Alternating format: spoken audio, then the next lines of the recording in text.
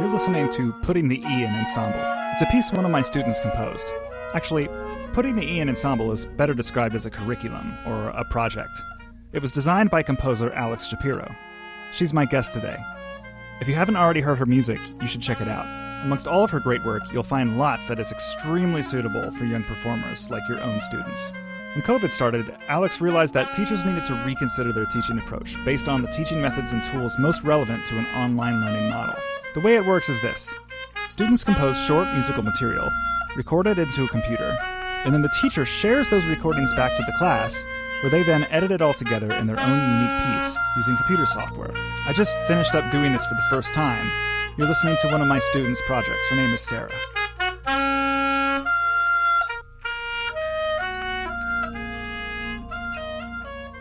Alex and I talked about a lot of things in this episode. The creative process, composing with electronics, particularly drones, technology's influence on modern-day society, why she believes that all composers should write for young musicians. And towards the end, we get into her curriculum for putting the E in Ensemble and get into the nuts and bolts of how you could use that in your own class. I recommend it. I'm going to be definitely composing with my students every year from now on, COVID or not.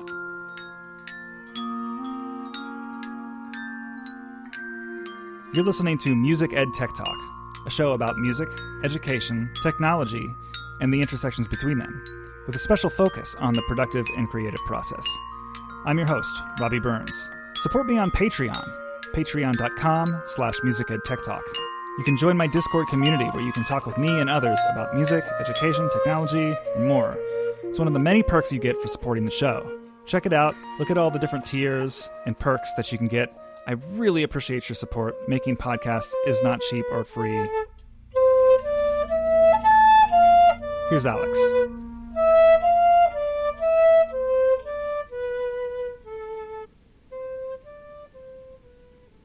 I've seen pictures on your website of your studio space, and I've got questions.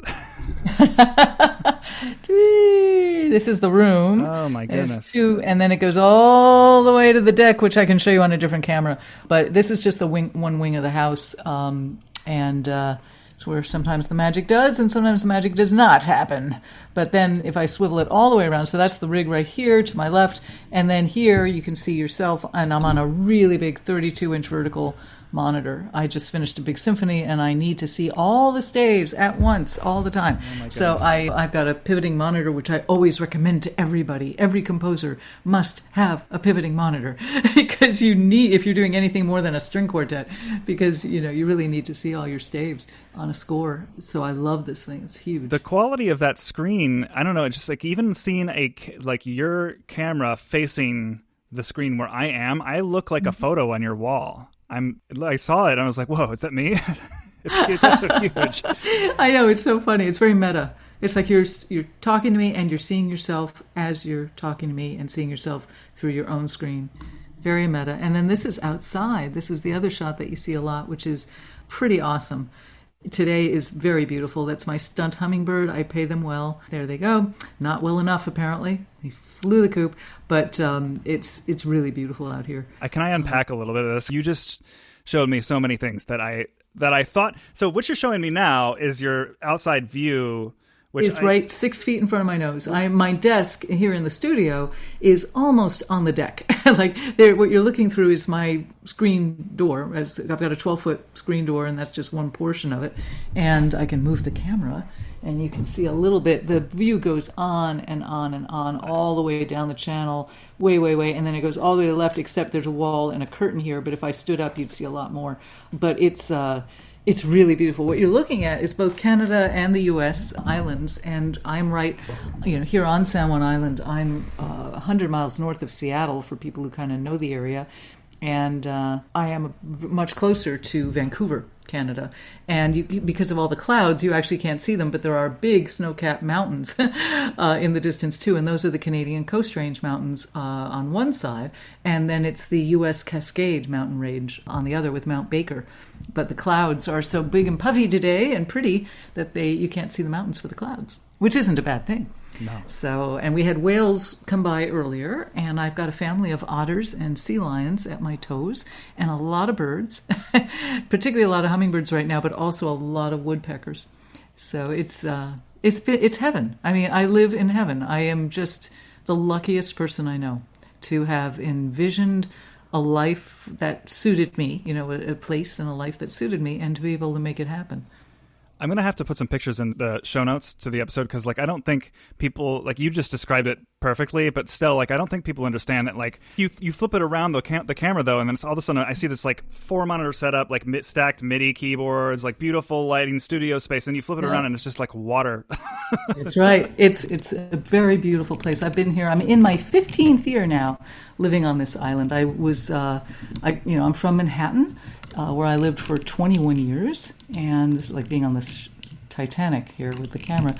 I lived in Manhattan for 21 years, and then I moved to Los Angeles, rather, where I lived for 24 years.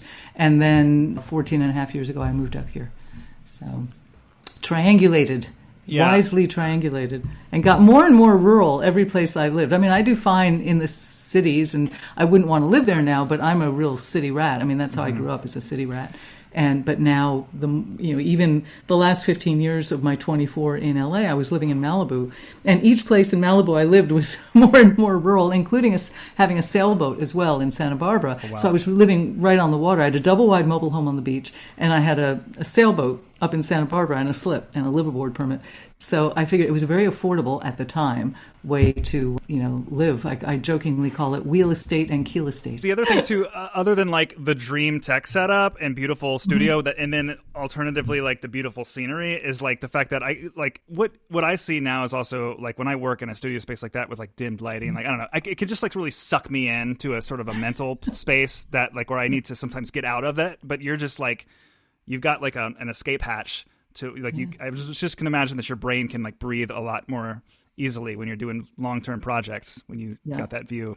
And it really does. You nailed it, because I just came off of a long-term project. I mean, I was doing a million other things at the same time, but I was finishing a symphony, a 4-movement, 30-minute electroacoustic symphony that premieres next month called Suspended. And that was a really big push, and it was a great deal of work and a very complicated piece for so many reasons. And in the midst of the pandemic, a very cathartic piece to write, really cathartic, really emotional. And being in this happy cave here with the great outdoors and this beautiful room to work in. And by the way, behind me, there's a whole suite. There's a really large closet with a desk in it and everything, and a really nice, big bathroom with a skylight and everything, and a dressing room. And it's so even for doing Zoom, I'm really set up with, it's like having a really nice dressing room. So with, anything you need. And then, of course, back here, the most important part of the room, I think, for some people, is the bar, where you've got the espresso machine, the water for tea, and then a lot of hard liquor, and chocolate, and snacks, and everything else. Because I believe in bribing my muses, and whatever they want, they get. Unbelievable. That's what they get. What a space. Now I just want to come there and hang out.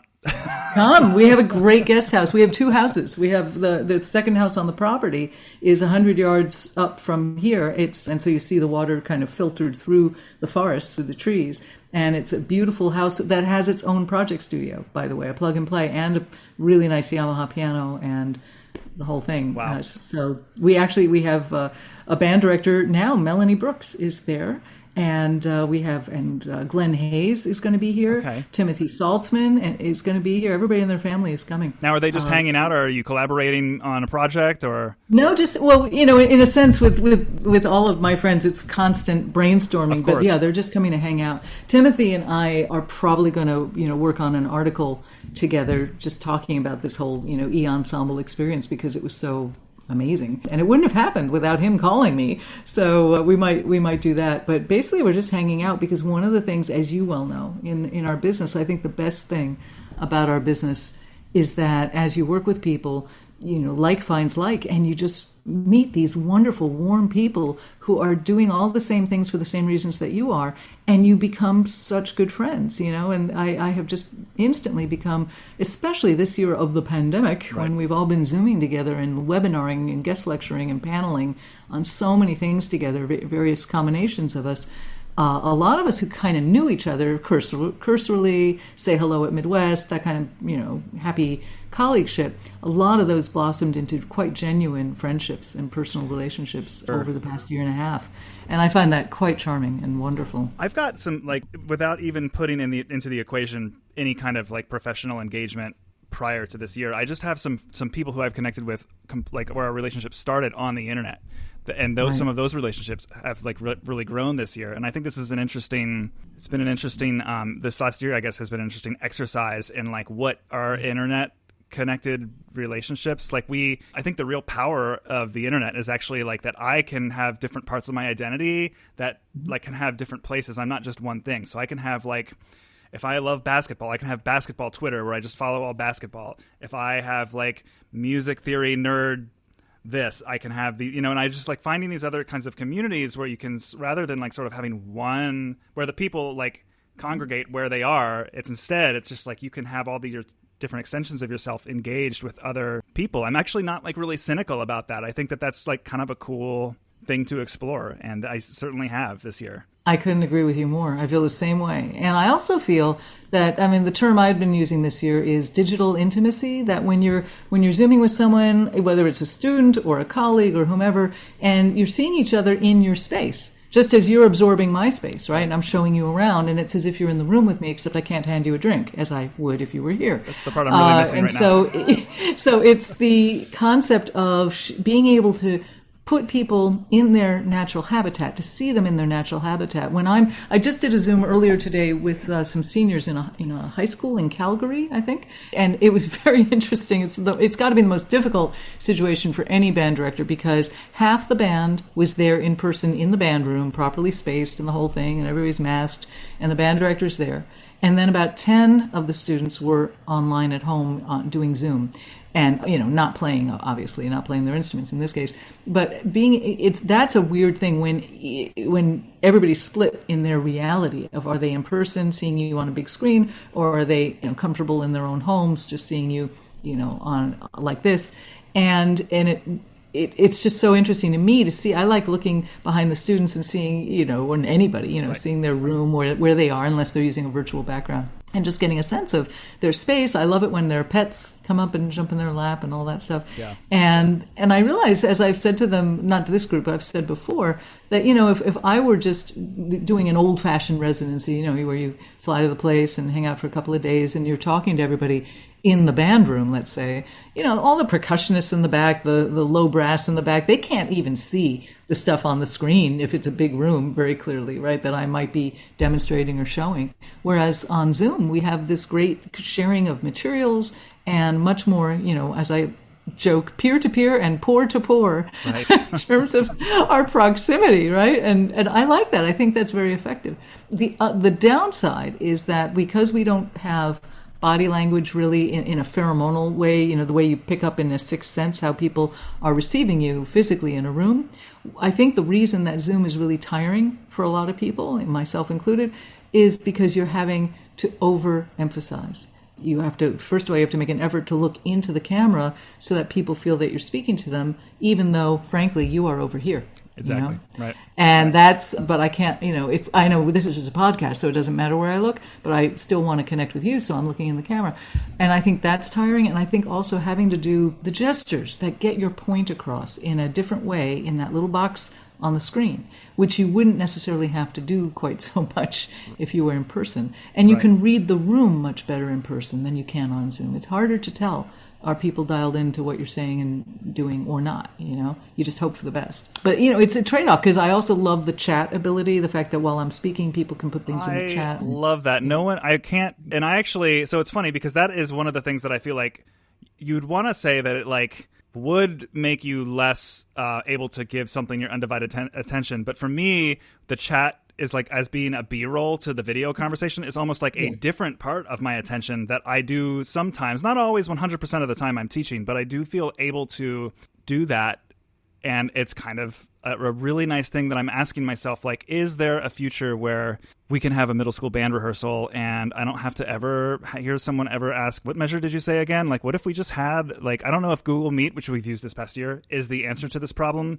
But now that I've seen what the silence is like when you diminish like all of the little tiny side conversations, not like taking all the life out of the room, but just like those little things like, can I go to the bathroom? I'm like, why do we have to say those things in a classroom of over 70 kids? Is there a tool where maybe we can like, absolutely, because I can address those things. It should flash up on a laptop in front of you. What measure are we at? Can I go to the bathroom? And it should show which kid is asking the question or whatever. That shouldn't be hard at all to do. Definitely. I think that's a very efficient way to deal with it with any large group. You got me thinking about it again. Is the thing? Well, let's devise it. I think that's a really really good idea, actually. Yeah. Because you're right. It's that small stuff that slows a big rehearsal down. And again, if you only have 10 people in the room, that's one thing. But if you're dealing with 70, that's a whole nother thing. That's a lot. Right. Exactly. Yeah. I'm even like okay with them. Like they would, because kids can like they're growing up with this technology for better or worse, and it's like sometimes I think that they're some of them I wonder if they're just going to like grow up with a different relationship to attention, and like maybe some of us who and I'm like one of those I think there's a word for me. I'm like one of those millennials who like I grew up without a internet connected computer in my pocket, but like I'm still cool with all of the modern day mobile technology that's out here. There's at one point I heard there was a name for me. I just want to feel known is all. I can't keep up with all the generational names. They keep shifting. But long before the pandemic and when everybody was on Zoom, long before that, of course, with smartphones, mobile phones before that, younger people were completely distracted, looking down at their phones all the time, not paying up, not watching where they're going on the street, not paying attention to each other at meals. Everybody's got buried in their phone all the time, and they're buried in this meta world of real relationships that they're having online with people and conversations, that they're having online, even if the conversations are pretty primitive, and they're favoring those instead of being invested in a perhaps more enlightening conversation with the human being in front of them at the table. And I think, again, this is going to be a really big generational thing, because those of us, maybe your age, but you're on the cusp, but definitely my age and a little younger, who grew up a certain way with certain kinds of presumed, dare I say, table manners and other ways of behaving in society, this is a whole different way of doing it. And I'm not going to say it's wrong. I'm just going to say it's different. And I have said many times in the context of classical, quote-unquote, music or concert music, that it's really important that we take into account the shift in the way our society functions and the shift in norms of how human beings are consuming art and consuming music. Again, long before the pandemic, people were enjoying putting their feet up on their desk at home and chilling to a YouTube video, even if it's a still slide up there, and they're listening to the worst possible compressed sound through possibly the worst tinny little laptop speakers, and yet they love doing that. Now, when I spend gazillions of dollars and tons of time making gorgeous masters, right, of my and me and everybody else we know, slaving over these recordings only to have it mass consumed over YouTube, which is where the majority of people are, consuming their media, and music certainly. It's on one hand you can say it's heartbreaking, and you can shake your cane in the air and say, wow, they're not hearing all the frequencies I worked on. But on the other hand, it's reaching that many more people, many times fold, right? And so it moves the peg forward that way, and hopefully we can ping off of that to get people to want to also experience it live. So for me, the whole thing with technology, long before the pandemic, but amplified by the pandemic, is saying it's not either or, it's both in terms of live and virtual, and it's a matter of looking at what tech can do really well. Even when it's not doing certain things really well, it's doing, like, for instance, the sound quality in the case of my example, but it's doing other things superbly in terms of connecting people from all over the world simultaneously. So you look at that strength and you say, okay, how can I riff on that, and what can I do with that? And I think now, as we approach very quickly a world when all of us have far more speedy internet available, including in rural places, once everybody's got fast internet, we're going to be looking at all kinds of alternate realities and mixed realities and ways of that virtual VR and AI, rather, artificial intelligence and virtual reality, are going to have an enormous impact on music education and music performance.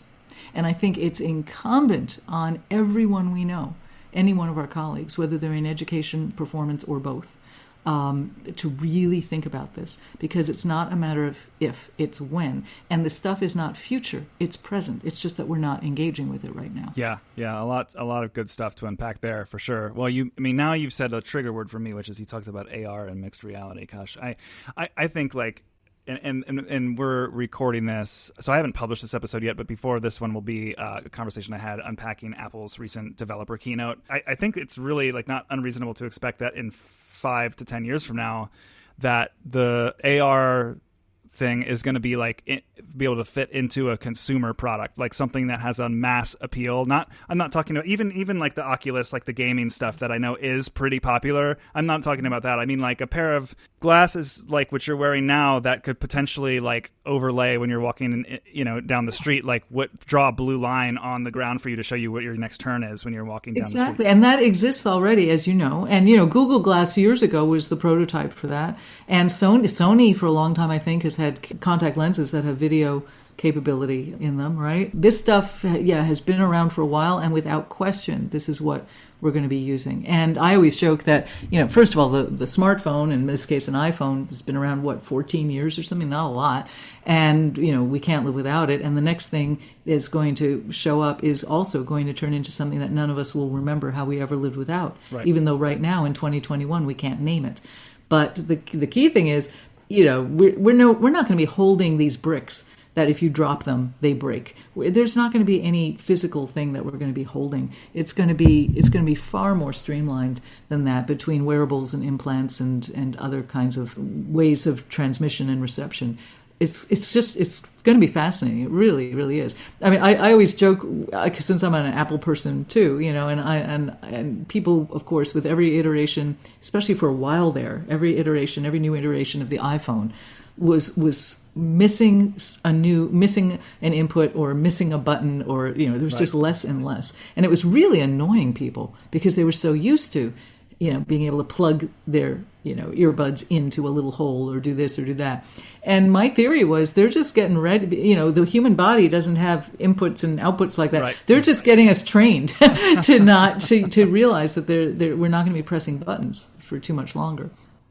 I'm curious to see. This is what I think will be like, because the technology will obviously be ready sooner rather than later. For me, it's like now I'm nerding out about Apple because you took it there, but I'm a little bit like, I'm not one of these like if only Steve Jobs were still here kind of people, but like modern day Apple, I wonder, like, because I wear an Apple Watch, and like that is a product that I feel like the interface for it, they fixed it, but like when it launched, I don't feel like they knew what this product was really for. And over like the couple of first years, now you start to see them on people's wrists, because I think they figured out people want to track health data, they want quick access to notifications, and that's pretty much all people want from an internet connected watch. So they kind of redesigned what the buttons do, how the screen looks. I'm just wondering to myself, like, is it going to take off unless someone actually figures out how are you going to interface with something that has 0 buttons and just shows you stuff in front of your eyes? I don't know. I'm very curious to see how this. I think people will prefer it. I think they'll like it. But of course, what they're giving up, and of course anybody who owns an Alexa or an Echo or any of the countless devices, the listening devices, the microphones, for which they pay a lot of money to put in their homes, or offers up their health information to some kind of online service, whether it's a dieting app on your iPhone or a health app, on your Apple Watch, or any of the gazillions other of examples. Once again, one of the biggest shifts between my generation, let's say, and the current and future generation is that of privacy and the concept of having private information about yourself. Because, as we all know, information can be used for very good things, and technology for very good things, but also for very evil and bad things. And I kind of, so do you, I'm sure, see what's coming down the pike in a very Orwellian way, where all this information about individuals, which they give up so freely on social media, and they give up so freely with their listening devices in their homes for the convenience of not having to, get up or pick up their phone and type in, or look for a certain example of something, they'd rather just be lazy and ask the question to the air and get served it up. But just as with pretty much everything we enter by hand, even more so, everything we say goes back to the mothership. And as we've also seen on some very hilarious occasions, even when you'd think it's not going back to the mothership, it is. There have been some very embarrassing private things, right, that got zipped around the world. And I just think we're in for a really big sea change when we look at technology and privacy, or the lack thereof, and the perception of what privacy means. And then we get into civil liberties, civil rights, government intrusions, the connection between government and corporations, and we're already seeing that relationship big time with Google. I think the world is going to be a strikingly different place in 25 years. Yeah, the privacy thing it's a concern. It's hard because it's like invisible. You can't see any of that activity happening. I guess you can if I think the most tangible way people experience is like they're on Facebook and they see an ad. Like the first time there was a great tweet. I'll have to link to it in the show notes. But someone basically who works in internet privacy did a whole tweet thread basically explaining hey, I was at my mother's house visiting and I used her brand of toothpaste. We never talked about this toothpaste, but Instagram served me up an ad for specifically that toothpaste brand and model that I used once in her bathroom. And here's a thread explaining how this happened. And it has to do with, I was at Walgreens and my account has my email address and Facebook has my email address. And, and it's not just looking at what I do on my phone. It's looking at where I am and what are other people in my area doing on their phones. It gets a little bit crazy too fast. That's right. All the influencers, Right. the algorithms are very sophisticated and get more and more so every 6 months. And they are figuring out so many things about our behavior. It's all based on behavior. And we're actually very predictable creatures, most of us, especially those of us with disposable income. The more you shop, the more you buy things online, the more free time you have. If you're not working, a paid job at a 7-Eleven for 15 hours or something ridiculous, the more free time you have, the more of yourself time you have to divulge of yourself. It's all marketing, it's pretty creepy, really. Yeah, no, I mean, most people don't realize what they're putting out there until they get that first ad. That's just a little bit too specific, Mm-hmm. Like you're talking about dog food to your friend, but you don't even have a dog. And then all of a sudden... And that's the other thing, even the most simple thing of, let's say, how many times we all look up questions for our friends. Like our friend might have a question about something that doesn't interest us at all, but we're sitting at the dinner table or whatever, oh, okay. And next thing you know, they think you like that or they think you want that. It is, yeah. And then the one thing that, of course, has been going around for so long, and it's so frustrating, it just regarding bots trying to harvest information, these stupid memes that go around on Facebook. What's your the name of the street you lived when you were a kid and your pet's name, and put those two together, and that's your porn star name, right? And everybody's answering, and of course, what they're giving up is their security information questions, and there's so many like this, and they're so clueless. They don't think about all the information they're giving up for free. And that's the deal with the devil, is that, social media is quote unquote free, except for the fact that it's really expensive because you're giving up everything about yourself. The more you post, the more you're chipping away at your own privacy. So, it just, I think a lot of people just don't stop to think about this. There is a great Netflix show that came out a couple of years ago called The Great Hack, which you may have seen. And if you haven't, run and go see it. And I say that to all of the educators and everybody listening to the podcast. I believe it's called The Great Hack. I have to look it up, but it's really terrific. And I'm sure, along with, what was it called? The social media. What was the Social Dilemma got a lot of traction earlier this year. Yeah, the Social Dilemma, but The Great Hack might be even more striking. I'm going to look it up right now as we speak, just to make sure I'm giving that the title is correct, because it's been a couple of years, but it's really good. I'll link to it in the notes. Yeah, it's one that I have heard of before, so I'm pretty sure you're right about the title, but I haven't gotten around to it. Yeah.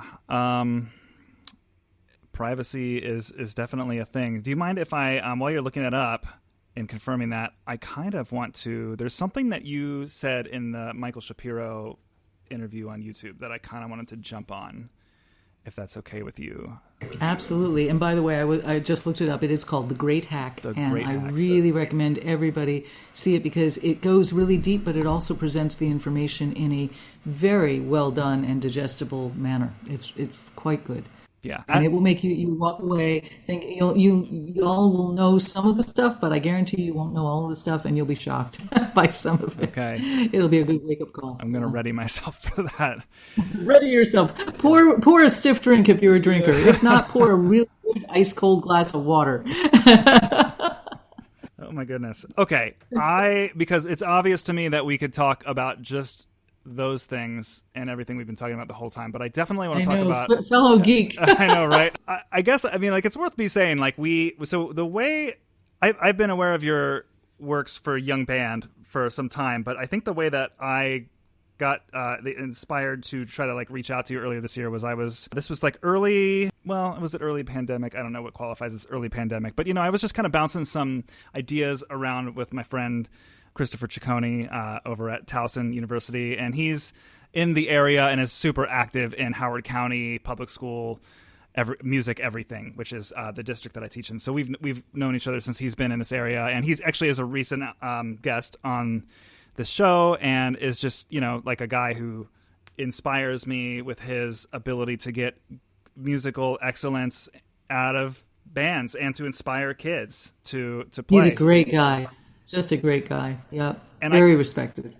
And I don't even remember if it was on the air or in a conversation, but he was just like, hey, you've got to check out this putting the E in Ensemble thing. And I'm like, okay. And he's like explaining it to me, but like sort of vaguely. And I'm starting to get the picture.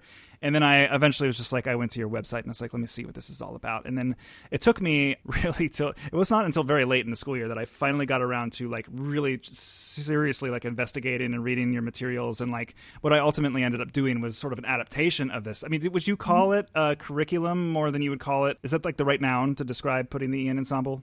I'm a non-academic, so I call it as a combination of lesson plan, syllabus, curriculum. I don't even know what the right word is either because I'm not in academia. It's just a bunch of good ideas that you can try in any order. Right. Well, I mean, the gist of it for me was he's explaining it to me, and then we kind of got talking by email, and I'm reading the materials. And I mean, if I could just like going all the way back to the beginning, like anyone who listens to the show knows that I did do a fair amount of what I would call like traditional band rehearsing this year, but through using technology. So my kids did really want to play.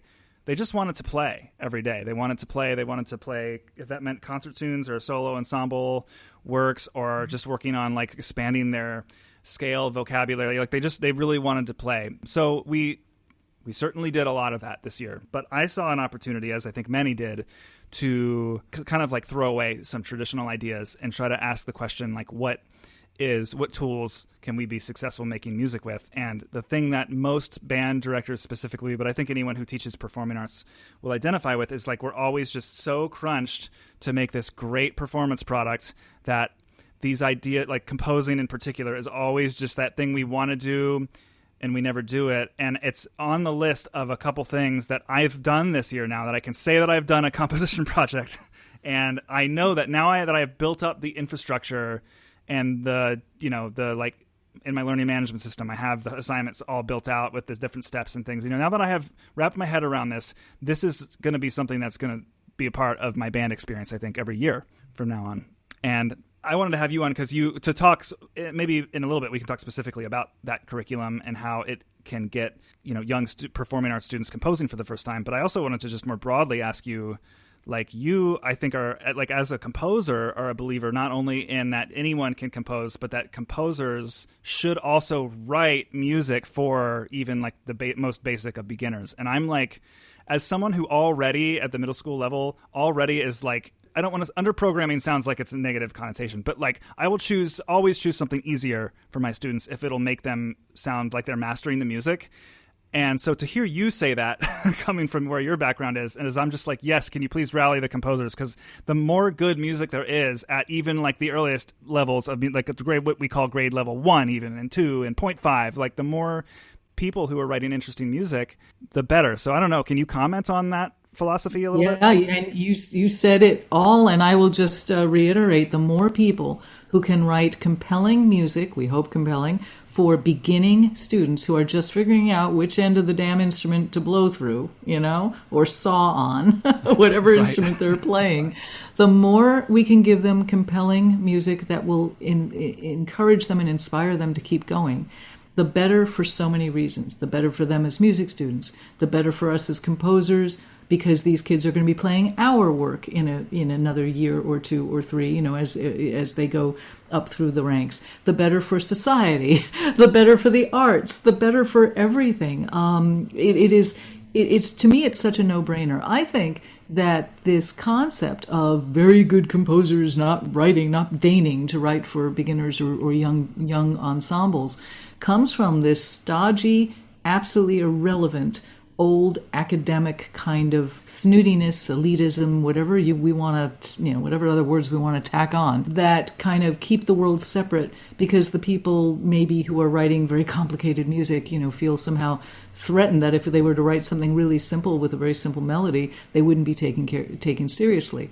And the only reason they wouldn't be taken seriously is because people like them are the ones that set up the ridiculous judgments, because it certainly hasn't been the case in my life or the life of a lot of people that I know. And I guess my most recent case in point is, again, just these past 8 months, during the time I was writing a grade 5, 6, whatever you want to call it, very hard symphony, very adult, that is of the same standards as I would write for the New York Philharmonic. And in fact, I am going to be orchestrating this. At the same time I was writing this very complicated and sophisticated music, I also wrote my very first grade 0.5, and I loved it. I had a great time writing this. It's called Count to 10. And I also did my Shapiro weirdnesses, with it. It's definitely out of the box, but it's really fun. And I've written, as you know, a couple of grade 2s and 3s and all that. As they say, I think there is no delineation. Good music is good music is good music at any level. And it is our job as composers to pick up the slack in education, as far as I'm concerned, because unfortunately, especially in the United States, we don't have the funding resources that we used to have for music in the schools. The kids are not getting the private lessons like they might used to have been able to get when everything was more affordable for parents. They're not getting all these things. They're not getting the same kind of natural music education that maybe I got 50 years ago. And as a result, if we want to see the arts survive, and if we want to see people not only play our music and purchase our music and play it and conduct it, but if we also want to see them want to show up and buy tickets to hear it and value it, well, we have to do something to build that affinity. It's our responsibility to bring up the next generation of music lovers. To me, this is not rocket science. This is a very simple equation. But I'm just amazed by how many people don't make the effort. And it's a joyous thing. It's not effort, it's joy. So I couldn't agree with you more. I'm so glad you resonated with me saying that when you heard me say it on an earlier interview, because I have been sort of, preaching it from the rafters. I've been really, really talking about this more and more with my colleagues because I think it's so vital to the future of music. Absolutely, yeah. I mean, you said a bunch of things that resonated with me. I mean, like we need there to be so much more diversity in the kind of music that we're giving students. I mean, like 0.5... that you can feel in the music, and I'm using the numbers just because I hate using the numbers because they don't define the musical qualities of anything. But there is sort of like a level around which of repertoire at which, like when you get to it, it usually does happen in middle school, and you can all of a sudden hear that like certain way textures and harmonies become, certain other musical qualities sort of become possible for students to achieve at that level. But the only reason that I feel that way is because so much of that music is written in the same way, where it's like if you're writing in these very traditional forms with very traditional ideas about how melody and rhythm are constructed, then yeah, it's going to make sense that music is going to sound really boring until you get to the point where you can start to have like maybe 2 or 3 clarinet parts. Maybe the bassoon is not just like doubling the trombone at this point. So to have music that's like a lot easier to play, but is like exploring lots more artistic ideas creatively, I think that's very exciting. And one of the ways I think you do it, and you were talking about this in the interview too, is like, and this I guess connects a little bit to putting the E in the ensemble, is like you sometimes work, you're often working with electronic, what's the noun? I'm not doing great with nouns tonight. Well, digital audio soundscape. I mean, soundscape is a good word. That's definitely one of the words I was thinking in the back of my head. I mean, sometimes, there's a history sort of people who come from sort of like this like trained musical background, like playing things to tape, but I guess that you would probably define your music a little bit more broadly. Yeah, well, and of course we don't use tape anymore, so even though it is still called tape music, that tends to refer more to the 60s and 70s, sure. I think. But I call it digital audio or an accompaniment track. I don't really like accompaniment track because, at least in my case, it is rarely accompanying. It is an equal and separate section of the ensemble. Very much equal. It's a section where I am creating sounds that the woodwinds and the brass and the live percussion can't create. It is a very distinct sound world. So I don't like accompanying track because that makes it sound like it's just, play along, and it's not. For now, granted, when I do pieces for younger students with them, sure, there's a hint of the melody, there's, more straight ahead stuff that will keep them as a guide track that will keep them. But in general, the nature of these tracks, and from, my grade 4 pieces on up, are very atmospheric and not accompanying at all. They are full-fledged sections, and they've got parts that are just as important as the trombone or the euphonium parts. So there's that. So you can call it whatever you want. I mean, no one's really hit upon one catch-all phrase. Digital audio is good because it's digital and it's audio, but there's so many different things we could call it. But the one thing that I feel very strongly, you touched on this about. You give them kind of very simple. You look at the repertoire that exists right now, the bulk of it for young players, and it's incredibly plotting. It's in 4/4 or maybe 3/4 or maybe 2/4. You'll never see a 5/4 or 7/4. They'll never count. You see very set keys. You don't see a lot of chromaticism. It's one thing to say absolutely they're just learning the instrument. They don't have range. They have 5 good notes. That's fine. But with those 5 or 6 or 7 good notes, you could write an awful lot, and plenty of more sophisticated pieces have that. So it's a matter of it's not just preparing them for the kind of inside the lines, more sophisticated music that awaits them from very wonderful and honored composers of yore, for the most part. But it's also, to me, much more importantly, really, preparing them for the music of their times, which is not inside the box, which does include 5/4 and 7/4 and salsa rhythms and techno grooves and syncopations. And they're not getting any of that, zero, from the bulk of the current young band repertoire from what I have seen. And I'm not an educator, but, I try to pay attention. I'm not in front of a middle school band the way you are. You know the rep a lot better than I do. But maybe you're agreeing with my assessment, of what the bulk of it is. It's not introducing them to the music even of the latter 20th century, much less the music of the 21st century. So composers like me and my friends should all be picking up that slack and giving them stuff that's going to prepare them and be a primer for the music that they'll be playing, the next year and the next year and the next year, written by contemporary living composers that reflect the music of the times. And there's so many different ways to do this because the genre of style in which you do this can be all over the map. I mean, I can just choose 3 pieces of mine that come off right off the top of my head, just are all really different from each other, teaching syncopation, mixed meters, things like that. One of them is a really standard kind of pop tune thing called Off the Edge, which has a lot of syncopation in it. Another one is a very chromatic piece that's Tight Squeeze, which has a 12-tone row in it, but it's against a really kind of hip groove. And then another one is totally minimalist and weird called rock music, with no groove whatsoever. But it shows them all that gesture and texture are music rather. And to give them these messages, it doesn't take that much effort or creativity on the part of a composer. It just takes inspiration and desire to want to turn these kids on to what's out there and what's possible, so that by the time they do see their first 5/4 measure in high school, well, it should never be their first one in high school. That's ridiculous. It should be their first one in 6th grade or 5th grade. It should be their first one right away. But we all know a lot of students, it's not until they're 18 years old that they see a 7/4 bar.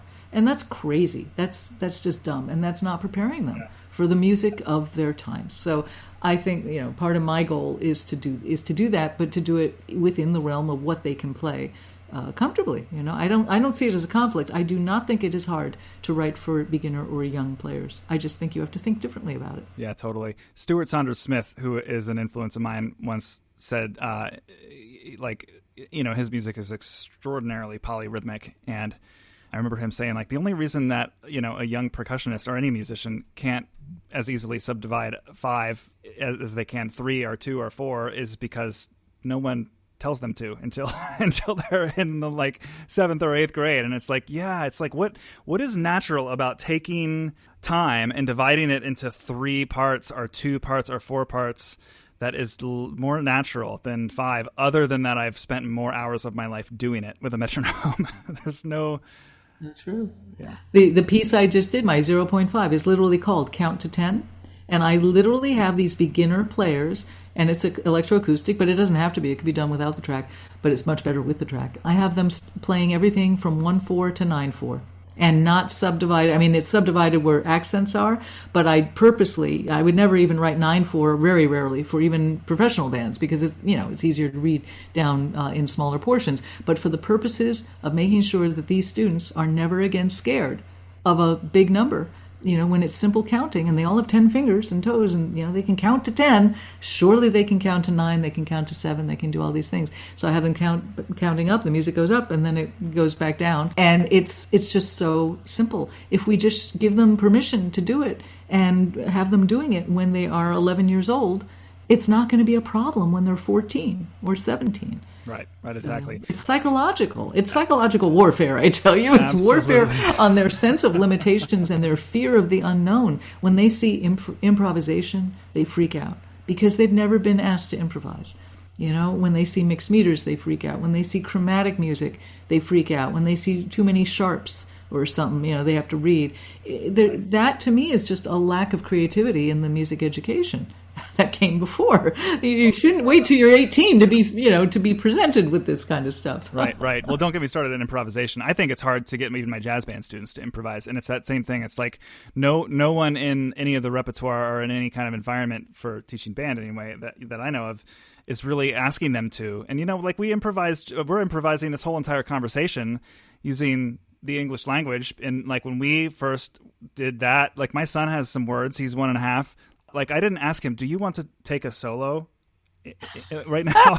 Great analogy. I like that. He just talks. We don't invite it. It's just a part of everything. So yeah, no, you're hitting all the spots. You're resonating with me here. I think so some people maybe I'm projecting this idea onto other teachers of young performing arts students. But I know that for me, sometimes the stuff that has a track, it feels am I maybe because some of these tunes that I'm familiar with, don't always, when I guess it's if the track is more, does that mean that what I'm asking the students to do is less or of a less technical degree, or are they showing off less? And that's all stuff that honestly, I don't think about any of that when I listen to music. And I listen to I love a lot of different electronic music styles, and it's I don't ever have that inner dialogue for anything other than when I'm in front of my band, and I'm why should I? If the artistic thought is something for wind and electronics and they're equal parts, then that's what a great thing that we can be a part of that, because that's so different than what otherwise we would. And it doesn't even require us to dramatically change, because one of the issues with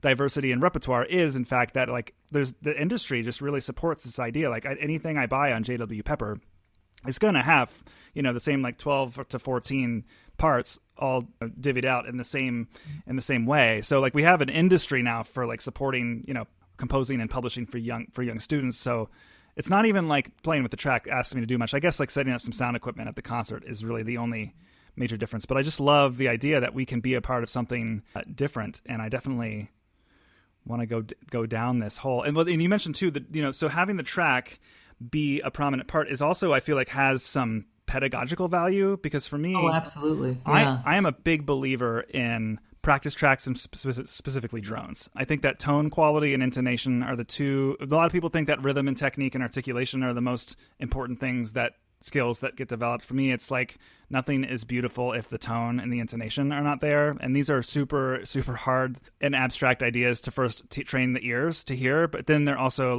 the most challenging things to replicate. I can play back most rhythms by rote, but getting a good sound on a trumpet takes hours and hours and hours of actual trumpet practice. So, by using justly in tune drones and like training my kids to hear the beats between, turning the drones up loud enough that's like they can hear like when they play the third scale degree, how it resonates correctly or incorrectly against the root, the fourth scale degree, and then sort of building melodies and scales and then eventually concert music around this kind of drone-based listening.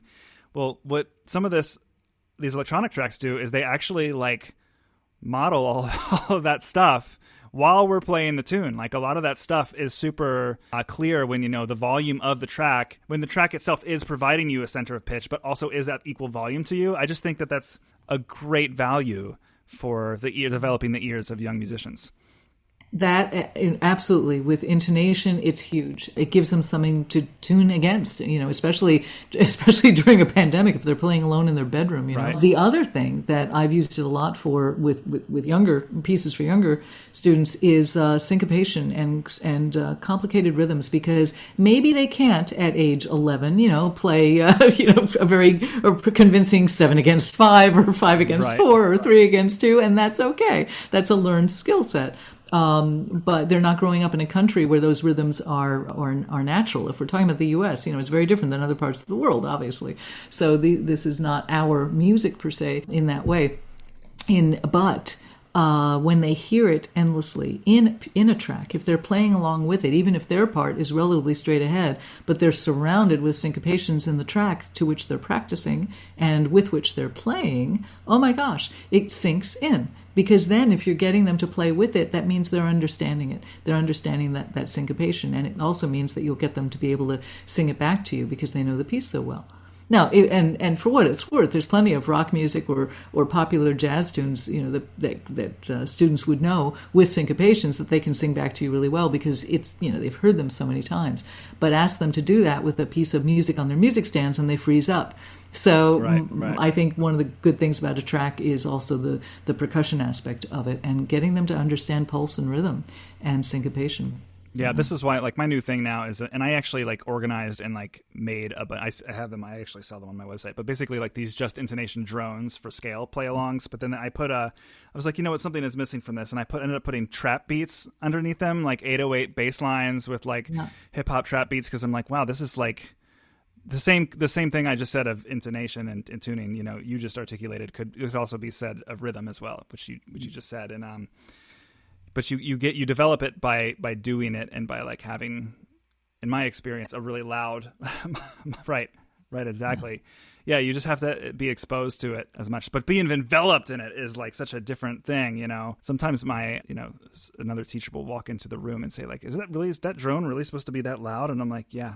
You want them to feel it. You want it to become part of their body, so that they become one with the drone and one with the intonation. Right. And I think that's beautiful. The other thing is that, music is sound waves, and you want them to really feel it. I think loud is good. Yeah, loud is good. The other thing I'll add to this, by the way, is movement. We want to give them permission to move their bodies to the music they're playing and feeling. Because I think, and again, I'm talking to a percussionist, so this is really fun. I'm a hand percussionist, but not a drummer. I'd love to be a drum set player, but I've never had that. It just hasn't happened yet.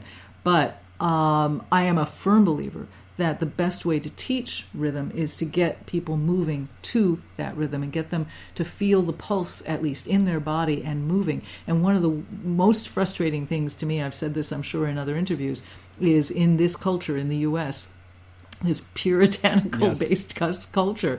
We're basically beating the life out of our music students. We're telling them to sit still, don't draw attention to yourself, don't move, don't sway, don't flail, don't, right? Sit still and play the damn instrument. And I do not agree with that in all cases. Now, there are some cases where it is appropriate. If you were playing a somber elegy, yeah, maybe flailing might be a bit much, but but if you're playing, half the Shapiro repertoire or something, not a problem. And in fact, it's going to sound a lot better. I always remember years and years ago, I had done a chamber piece that had a lot of Cubans and Cuban rhythms in it for harpsichord and violin and later percussion. But I was working with the harpsichordist, who, of course, harpsichordists, what do they play? That's what they play, is Baroque stuff. And this woman, Kathleen McIntosh, she's a marvelous person and a marvelous musician. And she's played more contemporary music than your average harpsichordist. But still, she had not been asked to play a lot of Latin music before on the harpsichord, or Latin inspired. And so the piece opens with a Cuban montuno rhythm. And she was just having a hard time, feeling it. Like she could play it, but it was like really stiff and a little behind the beat or something. And I was standing next to her, and I took her hand. I said, "Come, stand up." She stood up. I said, "Dance with me." And I put on some music that happened. That I came prepared because I had anticipated this might happen. I put on a CD at the time, of something with a montuno rhythm, and when I started dancing with her. And we danced for 5 minutes, and we laughed, and it was really fun. And she sat back down at the piano, and she nailed it. I mean, she nailed it. Well, and I'm convinced, and this is an adult, professional, top-level performer, and I think it's the absolute same thing with kids, that when you get them to feel something in their bodies, when you get them to internalize it to a physical degree, that's when it kicks, the light bulb goes on, and it kicks in, and they understand a rhythm. Even if it's if it's a more complicated rhythm than what the norm is for the fare that they are asked to normally play. Right, totally. All right. Well, I kind of want to pivot here because we've been kind of talking around this idea of I'm going to call it a curriculum or a project maybe. This is how I handled the putting the in ensemble. And I guess it maybe if it's okay, I'm going to give you my top level understanding, because what I ended up doing was really late in our last semester, and was I would almost consider it more inspired by your materials than actually following it fully. Great. Which is great. That's what they were meant to do. I mean, I give them away, without the additional resources. I give the documents away to everybody because I just want them to look at them and make up their own, their own thing, So yeah, exactly. So here's what we did, and I think you'll agree that this is maybe the gist of the project. But basically, putting the ensemble, and you have, like you said, you have some materials that kind of go into how to break this down into different lessons. What materials would you need? You have a drone, which is why I keep referencing putting the in ensemble whenever we talk about a drone. But more or less, this is a project that you could do in person, but it works super well remote, where students are composing their own music, recording themselves playing that music, and then basically the teacher gives all of those recordings to them and has them edit them. I hesitate to call it a musical collage, but that was the word that helped my students at first to understand. Basically, I said, I'm giving you all of these audio samples of you playing your short melodies that you wrote, and now in Soundtrap or any digital audio workstation, you're going to sort of make your own piece out of these samples. And then you have provided in the materials for putting the in ensemble a drone, which is, again, what you said earlier is so true of playing with electronics, but also composing to electronics, because deficiencies in the quality of their microphone, or maybe their intonation was a little weird, lots of things that were weird and awkward about their recordings of their melodies are kind of smoothed out by the fact that they can optionally, I made it optional, at least for me, but I said, here's the template. When they would open up Soundtrap, already had the drone in a track, and I was like, you can take this out if you want, but I really recommend you keep it in. And we got a lot of cool things, and lots of fuzzy, weird intonation issues and stuff. Lots of things just sound really, really good when you've got a solid, grounded drone. And the drone also is has a cool evolution. The drone itself is sort of a 2-minute piece of music. It undulates. Well, what I did, and very much taking the variables in intonation into account, when I created that drone, it has quite a lot of undulating, moving parts to it that are very subtle. And I did that because, as you alluded to, it's the duct tape that holds everybody together. When you're recording in your bedroom, you have no one against whom to tune, which is really frustrating. And kids are not necessarily the best monitors of whether they're playing in tune or not, if they're being asked to do this alone. So it gives them a guide. And then because the drone undulates and is in its own way slightly microtonal as it undulates, that becomes extremely forgiving for all these variable students' recordings, and it makes it sound much more cohesive. That's what I was thinking when I made them, and now the drones exist in with different pitch centers, not just the one, and it's that same idea. But one thing I do want to say, it's not just that they're writing little melodies or whatever short, because my suggestion is keep it under 15 seconds, something short and not daunting, and then something that when you mix and match it with all the other sound files that you might be using, your piece doesn't have an overwhelming amount of material to deal with. But it's not just melodies, it's gestures, it's sound design, it's texture, it's found sounds, it's rhythms, it's all kinds of things. It's things that might just be hooks that could be used as counterpoint rather than melody per se. So that a melody is just one option for them. And I always stress this because, again, getting back to preparing them for the music of their times, anything is music if it's done with intention. And I often, when I would zoom in and work with the students, because I ran this as a consultant, I popped in with about 30 or 35 different schools this past year. It was wild. It was a lot. A number of universities and a number of high schools. It was really fun. And I would often use an example of, I'd pick up my water glass here, my mug here, and I would bang my ring against it by accident, make an accidental noise. And I say, what's that? That's just an annoying accidental noise. I just banged into my water glass. But what if I like that sound for some reason? So what do? I take my phone, I record my sound, I dump it into my computer, I start playing with the sound in Audacity or Soundtrap or whatever, run it through plugins, change the pitch, whatever I want to do with it, stretch it out, put it through reverb, a million different things. And suddenly, and I wend it through my piece, maybe there's other more straight ahead musical elements in there. And suddenly I've taken an annoying accidental noise and turned it into an intentional musical element. To me, that is a really key lesson to open up their ears for the future. Even and I say this since most of them are not going to become professional musicians, as listeners, as people in the world enjoying music and sound around them. The more you can make them aware that all sound is really cool, if you just think about it for a little bit, that most sound has pitches. That piece I mentioned before, rock music, rocks have pitches. When you hit them next to each other, many, many rocks have very distinct pitches, but nobody really thinks about that, Right. So anything we can do as educators and composers, I think of myself kind of as a ersatz educator, is to open their minds about what music really is and what it can be, is very exciting to me. Yeah, I went a little bit. I'm like mentally taking notes because this is how I'm going to take it to the next level next year. I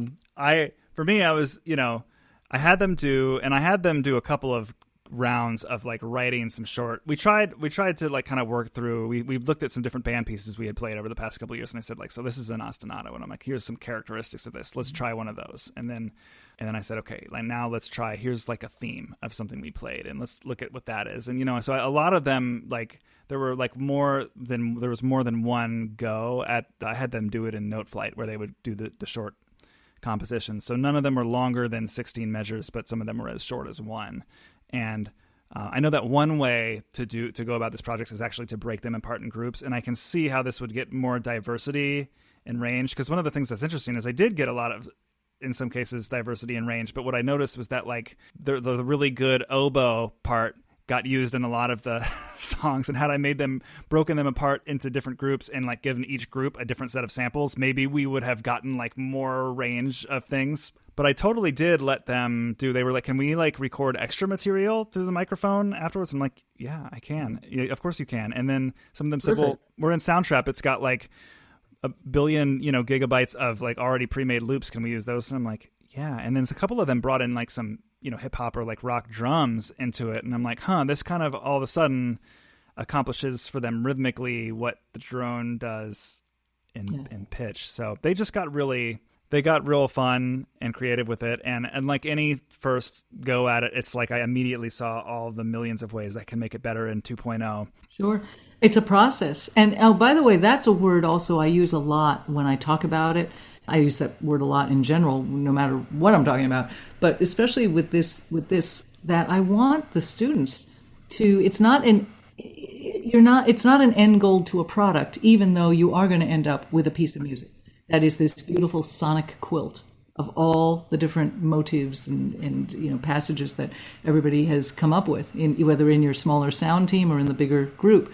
But there is a product at the end of this. But that's not, to me, what this curriculum or project, to me, it's about the process. It's about the being in the moment and the doing of it and really enjoying that process, because there's so many different things they get to do, because they get to, first of all, come up with an idea, realize it on their own instrument, or if they want to play a different instrument lying around the house, they're welcome to do that, right?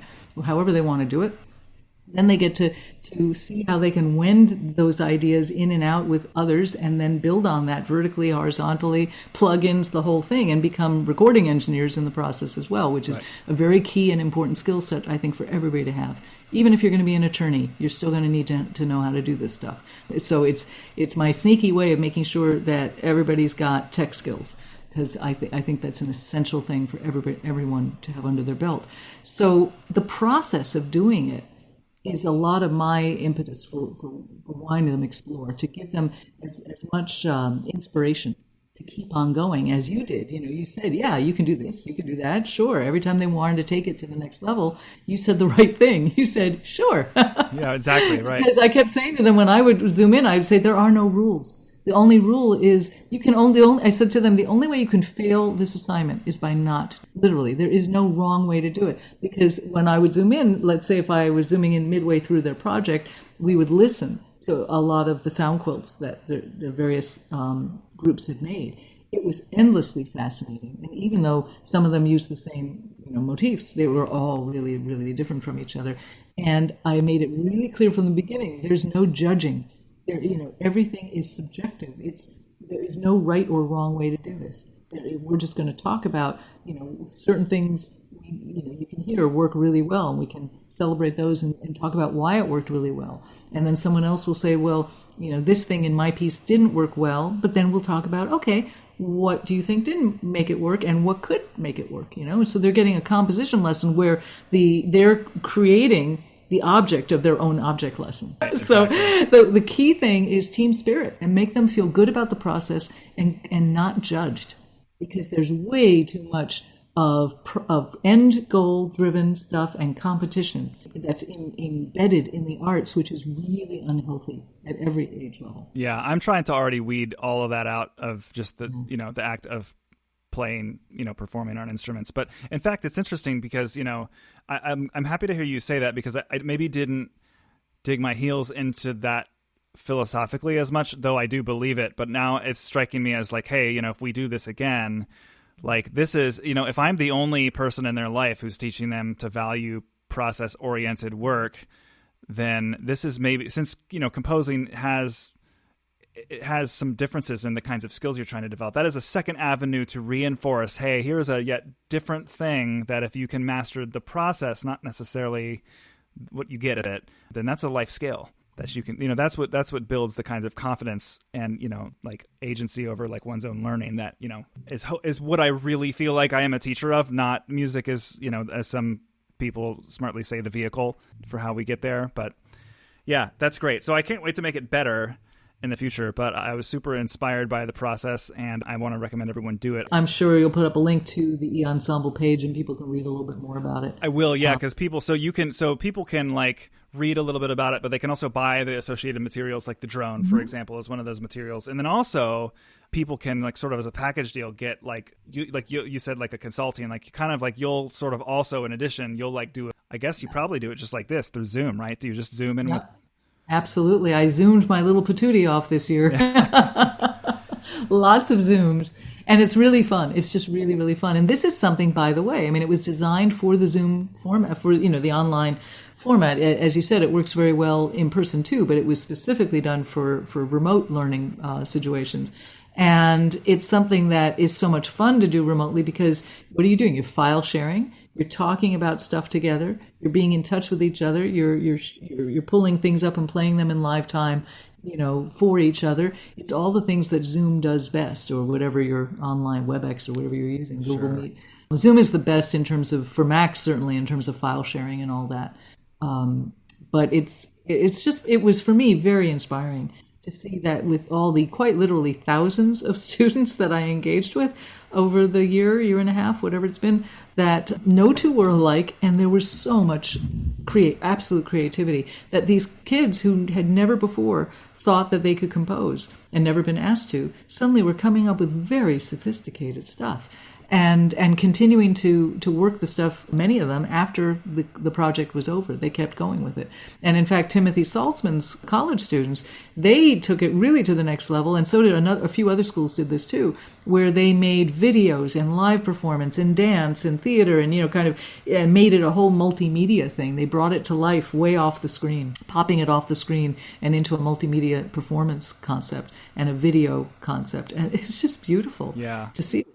So, and for me, looking ahead to what this set of skills gives to instrumentalists is that never again, I firmly believe this, if you have been asked to write and develop and play around with motifs and passages and form of a piece, to give consideration to that and doing it yourself, never again as an instrumentalist are you going to play a piece of repertoire and look at it the same way. You are always now going to be hyper aware of the form of that repertoire. Oh, there's the motive. Oh, look at that counterpoint. Oh, look how the composer took the motive and turned it on its ear 3 pages later. They're going to be able to have a deeper sense of analysis and therefore better performance of the pieces of music that they play, whether it's very old music or current music. They're going to understand it popping off the page, I think, a lot more cohesively, because they had to do it themselves. They had the opportunity to do it themselves. And that's what I call building affinity. Right. That's the part that's exciting to me. And I say that just as a composer, whereas, composers sit in the audience and it's impossible for us to not analyze what we're hearing. Our brains work that way. But it makes it very rewarding too. Yeah. And I think giving that skill set to all these instrumentalists makes them much better players. And makes them players that any composer will really enjoy working with too, because they're speaking our language. They get it. Yeah, that's an awesome way to think about it. Yeah, like I said, we're looking at a normal year next year, but I think that this fits in. I'm trying to figure out where it fits in, and now I'm just, because fortunately for me, like, COVID has also changed a lot of my attitude about so many things. One of which is the attitude of like, well, I really cared so much what we sounded like, and I still do. I mean, if you asked me, like, should a middle school band sound good? It's like, well, it is about the process, but the answer is yes and no, because sounding good does represent good process. That's part of it. But at what point do I just need to, say to myself, like, this is worth, like, I think so many things that are difficult to sort of drag yourself out of the routine of like a rehearsal. It's just like you're saying, it's good for the student. I think you will get better results long term if you have students who are thinking about how the music is put together. And maybe it does mean, for the band director, the ensemble director, maybe it means programming one less piece, so that you have the time to do these other things. Because one of the most directors say that they're so focused on the next concert, preparing all the music for the next concert. And that's very product and goal driven. It's not, and the process is there, of course, but it's so goal driven.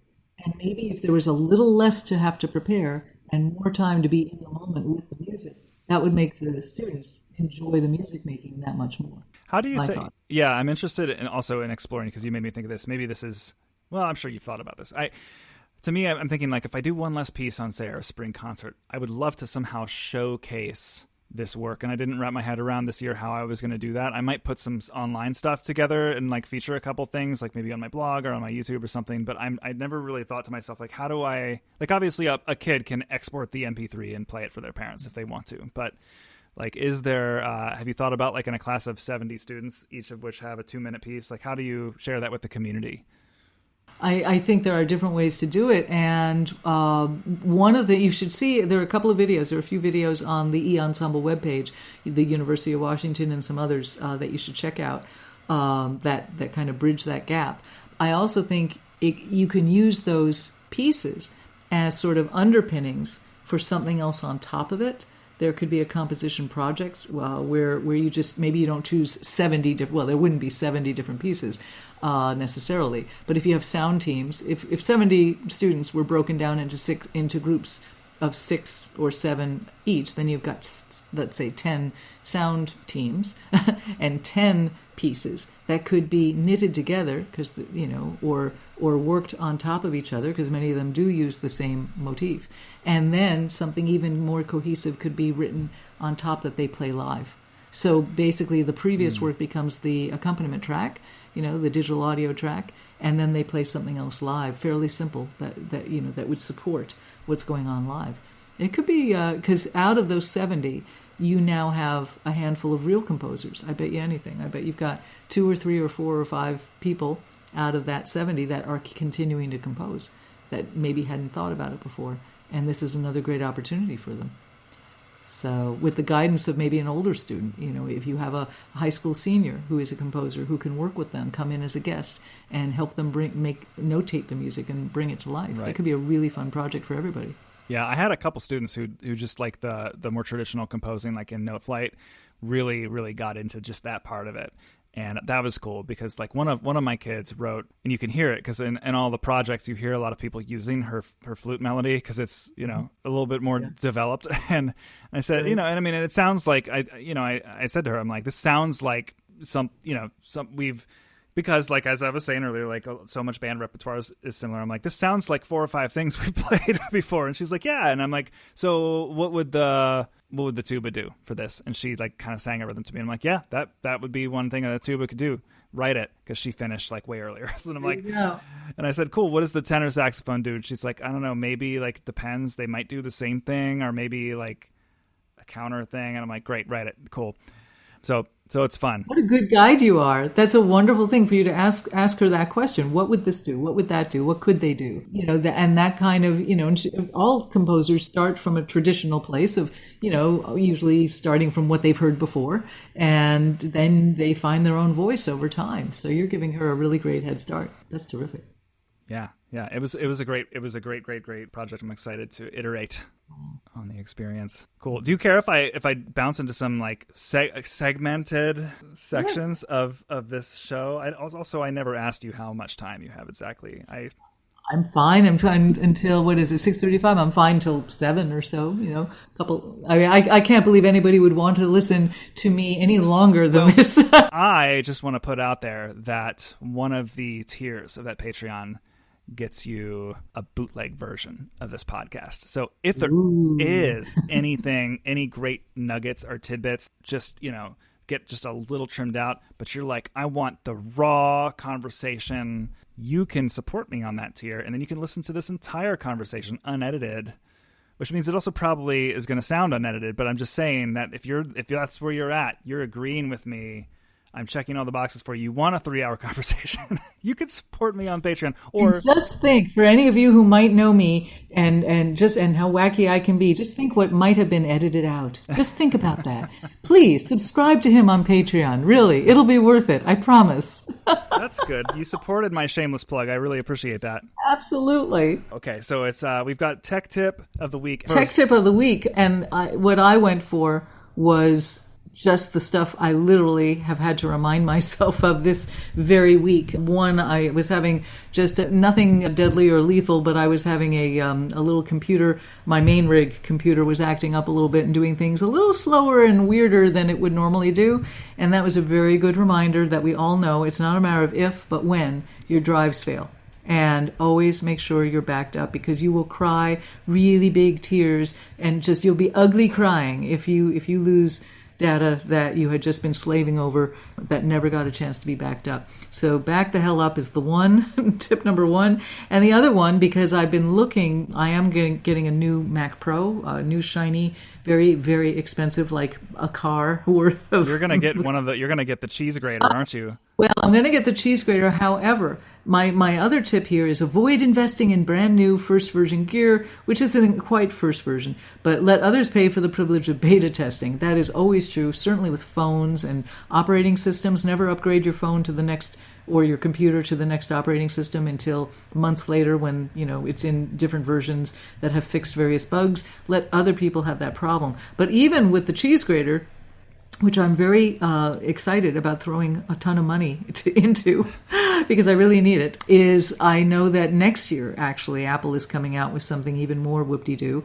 and I'm trying to force myself, even though I really need the new computer now, I'm actually trying to force myself to wait for the next iteration because I think it's going to be significantly better. You're talking about the rumored tiny cheese grater with the M1 or M something chip in it. Is that the tiny one, or there will also be another version of the big one because I need big. I mean, maybe the tiny one will handle everything I do, but I'm dealing with so many tracks and so many plugins simultaneously live. I need a lot of processing power and a lot of speed.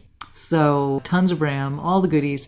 So I'm happy to throw money at it because you don't buy one of these new computers every day of the week, but I want to get the right one for what I'm doing because my projects have only gotten more and more complicated and involved. You know, they're basically like doing really big movie scores, except on top of it, there's the really big many tracks, and there's many lines of sampled audio that's never heard in the actual piece, but that I'm working with as I'm composing. Exactly. To samples of the instruments. Yeah, you are like the exception. You're the kind of person who actually needs that kind of machine.